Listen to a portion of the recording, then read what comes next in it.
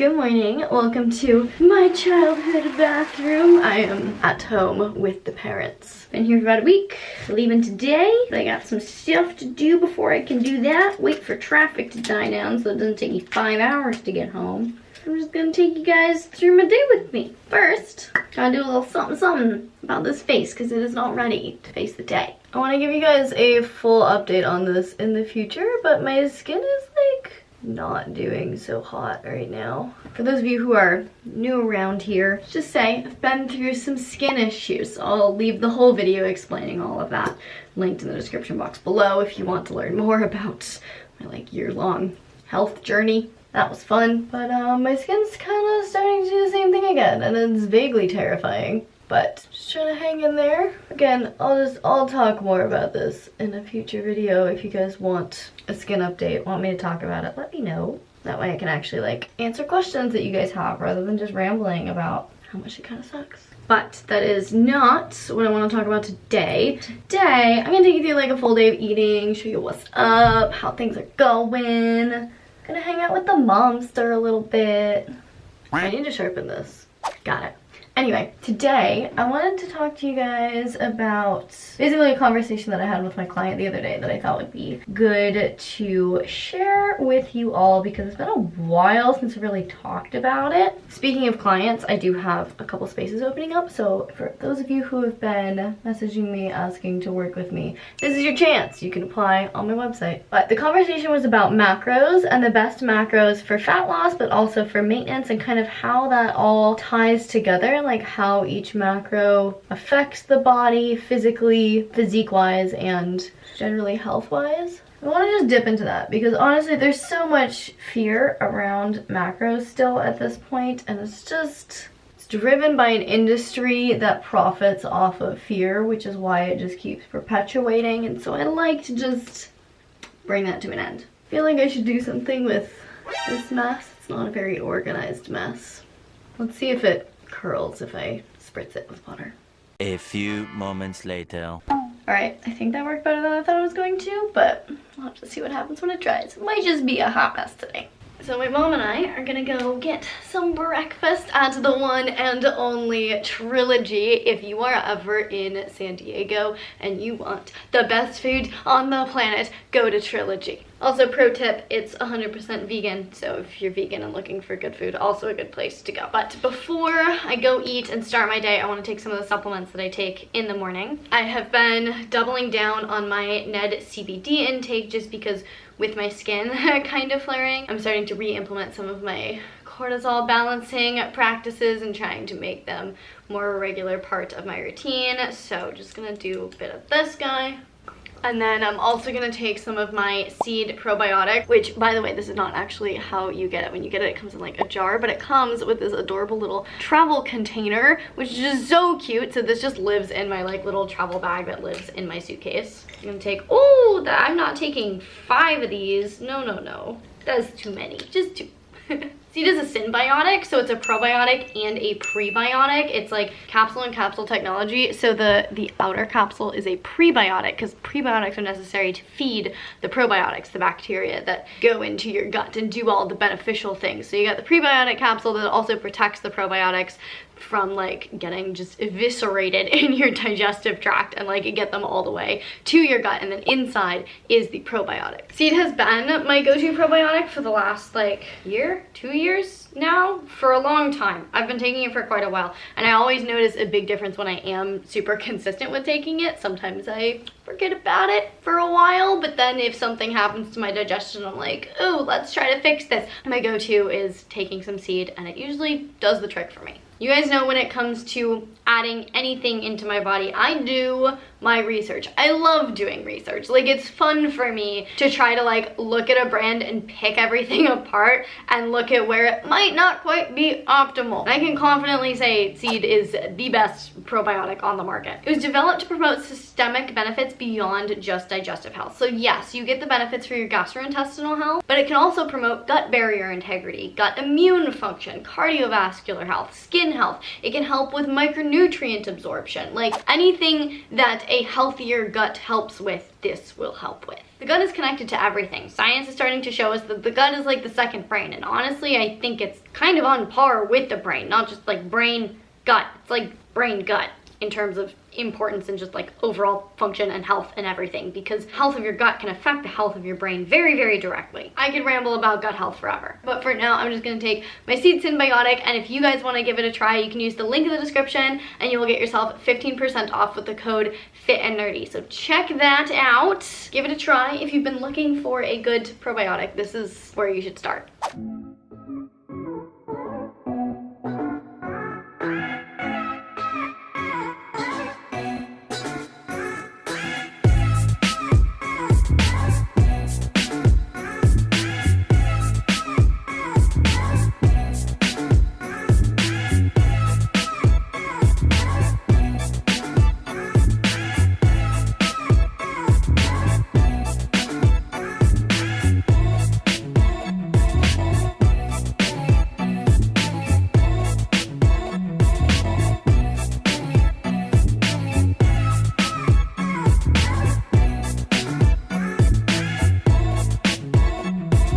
How cute is this latte? They said that they were out of their mocha mix, but they made me a hot chocolate and added espresso to it. And I ordered it iced and it came hot. And honestly, I'm not mad because this is just such beautiful latte art. Like, I'm obsessed with this. It is watching me. Then my mom and I also got some avocado toast to share. Never had the avocado toast here, so I'm super excited to dig into that. And then my mom got a matcha smoothie, and I got a smoothie called Lust. And it's like, I think it has like maca and stuff in it to help balance hormones. I added some peanut butter to make it peanut butter chocolate. Forgot to add protein powder. My mistake. Oh well.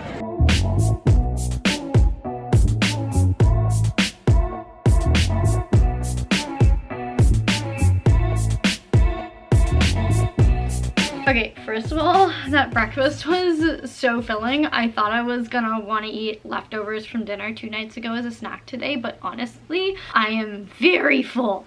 But we'll see. Ooh, I want a kombucha. Definitely want a kombucha. I'm gonna go get a kombucha. Then we'll talk about macros. That's better. Got a little Clear Mind Brew Doctor. They make them in 16 ounces now instead of the 12 ounce. And it makes my little heart so happy. So let's chat about the perfect macros and whether or not those exist, and if they do, how to find them. First and foremost, I think the most important point and kind of the overarching idea to filter all this through is that bio-individuality is a thing. Talk about this all the time, but it's worth repeating every time I repeat it, because this is just what the health and fitness industry chooses to ignore, because it's a lot more profitable to say that there is one right answer. It's a lot harder to sell. We don't have a right answer. You have to figure it out for yourself. No one's gonna buy that. So keep that in mind when you see people on Instagram, YouTube, etc., saying, this is the way, and being very dogmatic about it. They're either A, trying to sell you on that way, or B, that way really helped them. Maybe it like literally saved their life because they were going through health issues, or helped them lose 100 pounds, and it was the only thing that worked. Like, maybe it worked miracles for them. And so they feel very strongly about it being the right answer because it was the right answer for them. But just because it's the right answer for one person doesn't mean it's the right answer for everyone, because bio-individuality. Bio-individuality tells us that each individual has different biology, and thus the way we feed ourselves, the way we move, the way we interact with the world is all going to affect us on a different biological level. And this definitely presents as kind of a bell curve where there are like a lot fewer outliers and a lot more people who are kind of in the middle, in the average. But in my experience, it's a very like flat bell curve where there's a lot of people in the middle, but there's also a lot of people that are not in that average. They're spread out from the average. So there's not going to be one right answer for everyone, regardless of what you're talking about. Macros, diet composition, style of working out, etc. That's kind of my basic answer to the question, what are the perfect macros? Is that the perfect macros depend on the individual. I cannot give you a precise macro ratio, macro breakdown that is going to work best for everyone. I could give you something that might work like pretty well for most people, but it's definitely not going to be optimal for each individual. So with that in mind, let's talk about macros for health and then kind of go more nitty-gritty into macros for aesthetics. So overall for health, in my opinion, there's a lot less like strict recommendations that I would have just to be eating for optimal health, as long as you're hitting like baseline minimum what you need. Because if you don't eat protein or you don't eat fat, you will literally die. So you gotta be eating minimum amount of protein, which if you look into Walter Longo's research on longevity and all of that good stuff, fascinating amount of research. Highly recommend looking into Dr. Walter Longo's work. But for protein, just to maintain health, this is not for aesthetics, he recommends about, I think it was like 0.3, 0.5, I'm gonna go with 0.5 grams per pound of body weight. So easy numbers, if you're 100 pounds, that means minimum 35 grams of protein. Not really that hard to hit the minimum amount of protein for health, as long as you're kind of paying attention.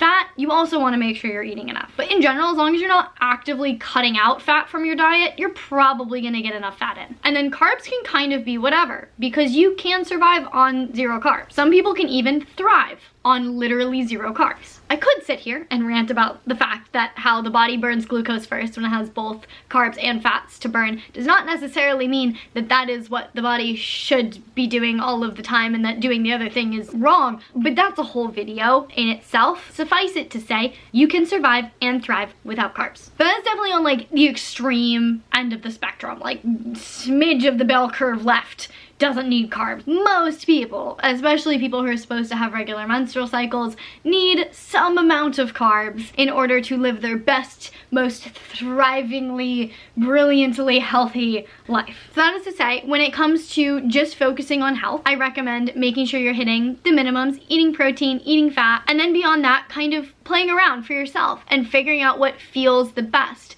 If eating more than twice that amount of protein feels the best for you, great. If eating a lot more fat and like slightly lower carb feels best for you, great. I highly recommend experimenting, trying out different ways of eating, committing to things for like a month and seeing how your body adjusts. Some ways of eating can take even longer to see the benefits of though, so I definitely recommend really taking your time, feeling it out, eating the way that gives you the most energy, helps you get the best sleep, gives you the best workouts, optimizes your digestion. If all of those things are optimized, you know you're probably eating what you should be eating. But if you're getting that 3 p.m. slump of energy, if you're having trouble falling asleep at night, if your workouts probably could be a little bit better, then your diet may not be optimized, in which case just keep experimenting and tweaking and you will find what works for you. Do you see why this is not really monetizable? I can't give you an actual answer. I could work with you and help you find the answer, but like, I don't have one answer that I can give to everyone that I can ask for money for. I did make a whole video 2 or like maybe 3 years, like 3 years ago now, about how to like work on perfecting your macros. I have a whole spreadsheet where you can try different things, keep track of all of the different variables that can clue you into whether or not your macros are optimal for you. So I'll link that video down in the description box below if this sounds interesting to you, sounds like something that you want to play around with and determine for yourself. So that's macros and health. Now let's talk about macros and aesthetics, because I do think you need to get a little bit more specific and have a little bit less flexibility when it comes to optimizing your macros for aesthetics. Because sometimes you can't work for an aesthetic goal or a performance goal. A lot of times you see this in like sports, and also simultaneously be the absolute like epitome of the healthiest version of yourself that you can be. Like sometimes you have to compromise a little bit of that to push your body somewhere else, and then you can ultimately find a happy medium where you're maintaining your aesthetic goals and eating in a way that helps you be the healthiest version of you that you can be. But while you're pushing your body to change, like changing your body is inherently not always going to optimize your health at the same time. Obviously, I'm not recommending compromising your health in order to achieve an aesthetic goal. Like if you are losing your health in order to get your body to a certain place, like stop, don't do that. What I'm trying to say is your aesthetic goal macros need to be a little bit more specific than your health goal macros. So I've actually changed my opinion on this, or maybe not really changed my opinion, but kind of just gotten more specific with my opinion in the last couple of years, because I still fully believe that being the healthiest version of you that you can be is going to ultimately result in being the most aesthetic version of you that you can be usually, or at least get you pretty darn close. But that just takes quite a bit longer, a lot more patience. If you want to specifically like put more work and effort into aesthetic goals, that's when you get a little bit more into the nitty-gritty. So again, everyone is different, bio-individuality, play around with this for yourself, but I think there are some general guidelines that I can give for macros and aesthetics. Let's start with protein. Generally for aesthetics, protein does need to be a little bit higher. This is because muscle mass is really important for building and shaping your body, for getting lean, for getting toned. If you don't have a significant amount of muscle mass under your fat and your skin, you're not gonna look toned, because the word toned comes from muscle tone. You need muscle to have muscle tone. And without enough protein, you're not gonna build muscle, and it's gonna be really hard to maintain muscle. So the research generally shows that for protein, you should aim for about 0.7 to 1 gram per pound of lean body mass. Not total body weight, lean body mass. Lean body mass is just total body weight minus your body fat. So you can use your body fat percentage approximately to approximate your lean body mass. So again, easy numbers. If you're 100 pounds and 25% body fat, then you have 75 pounds of lean muscle mass, and you can do 0.7 to 1 gram per pound of 75 pounds. There is some research to suggest that even higher protein may be beneficial for certain individuals, but as a general recommendation, 0.7 to 1 gram per pound of lean body mass is gonna get you close to where you need to be. I've personally been eating more than that in my cut, A, because my coach told me to, B, because it is very, very satiating. So it's a lot easier for me to stay in a deficit if I'm eating closer to my body weight in protein. Now, when it comes to the breakdown of fat versus carbs, when you're aiming for aesthetic goals, this is where I have more of an opinion than I did before. I do think that for most people, leaning more on carbs is going to get you to your goals faster. Now, I've already made a couple videos about the benefits of carbs specifically for fat loss. I will link that down in the description, but just in short, carbs are really beneficial on both sides of your workout to optimize your training and optimize how that's going to change your body. So first of all, carbs are amazing for fueling your workout. The more carbs you have in your system, the more you're gonna be able to push yourself in the gym. And the more you can push yourself, the more muscle you're gonna build, or the more fat you're gonna burn, or both. And then on the recovery side, carbs also help shuttle more protein into the cells to help your muscles repair themselves faster. So you not only get more out of your workout, but your recovery is better as well. Can you build muscle and fat on a low carb diet? Yes. But is it optimal for most people? Probably not. Things do change a little bit if you have insulin issues, which to be fair, a lot of people do, in which case you may benefit from lowering your carbs, especially if you are trying to lose fat. But that's mostly to heal your insulin resistance, not directly to cause fat loss. People often fear carbs when it comes to their aesthetics. They think that carbs make you gain fat, or that carbs make it really hard to lose fat. But if you're using the carbs in your diet in an appropriate way, they're actually going to help a lot.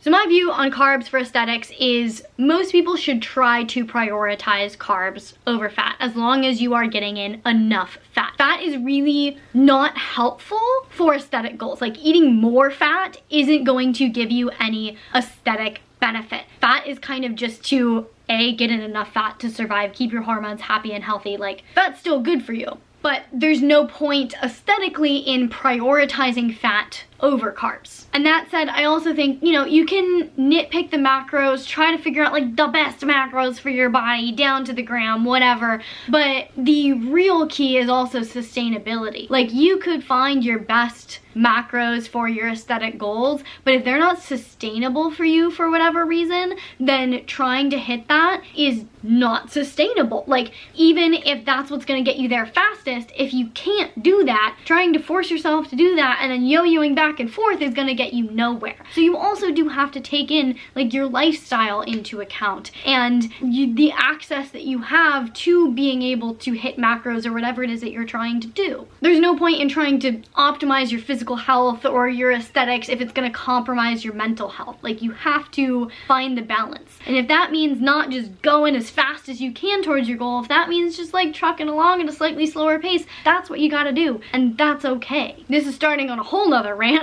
that I think I actually ranted about a couple videos ago, so I'm gonna cut myself off here. I have a couple errands to run, so I'm gonna go do that, and then actually I should update you guys because I'm not tracking macros today. I haven't for like 2 weeks, so I'll tell you why when I'm done with all that other stuff. Errands are complete. I am now out for a little walk. I was gonna go walk by the beach, but it's like kind of cloudy and gross, and I figured it'd be kind of cold at the beach, so I'm by the bay instead, which honestly is almost as nice, just as peaceful. Figured I would just get out, move around a little bit because I really haven't done much today. Not making it to the gym today, but I wanted to get in a little activity, a little fresh air, stretch my legs, and all that good stuff. So like I said, I'm not tracking macros. I haven't tracked in like 2.5 weeks maybe, and that's just because life has been very stressful. Like it kind of just started when I started working on set and was like only sleeping 6 hours a day and being in a very high stress state like all the time, and then life stuff just happened, and then more life stuff just happened, and more life stuff just happened,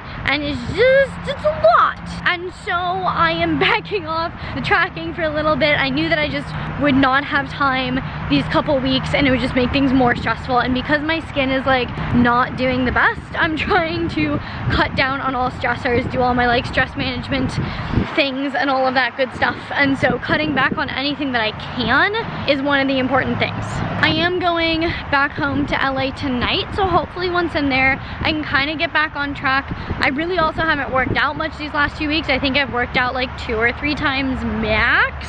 So suffice to say, I've just kind of been taking a little bit of a break from all health and fitnessy endeavors other than just generally like trying to eat healthy and be healthy and minimize stress and all of that. I'm still just as focused on health and fitness, just like taking it from a slightly different angle because of where I need to right now, because of where my life is right now. I do want to get back to going to the gym regularly, tracking macros and stuff as soon as I can, but I'm just gonna do that when I feel like I am able to do that in the healthiest way and not have it stress me out. So I'm helping my mom make some dinner. That's a lie, I haven't started helping her yet, but I'm gonna start helping. We're doing some roasted veggies with some nutritional yeast, chicken thighs. Are we having this quinoa? Quinoa, maybe?